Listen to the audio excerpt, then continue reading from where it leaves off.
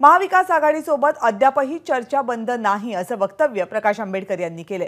आम्ही कोणतेही दरवाजे चर्चेसाठी बंद केलेले नाहीत, वंचितनं आमच्यासोबत यावं असं शरद पवार यांनी म्हटल्यानंतर आंबेडकरांनी सुद्धा आम्ही चर्चेसाठी कोणतेही दरवाजे बंद केलेले नाहीत असं म्हटलंय। त्यामुळे दोन्हीकडून चर्चेची दारं खुली असल्याचं सांगितलं जातंय। मात्र दुसरीकडे वंचितनं अनेक जागांवर परस्पर आपले उमेदवार घोषित केलेत। यामध्ये प्रामुख्यानं विदर्भातल्या जागांचा समावेश आहे।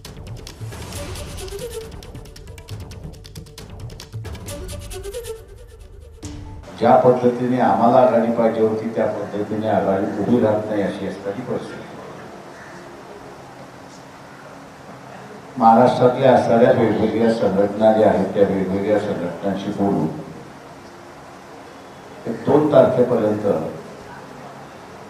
बीजेपीच्या विरोधातली असणारी महत्वपूर्ण आघाडी जी आहे ती आघाडी आपल्याला उभी राहिलेली दिसेल।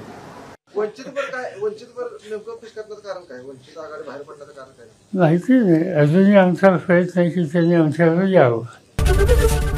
एबीपी माझा, उघडा डोळे बघा नीट।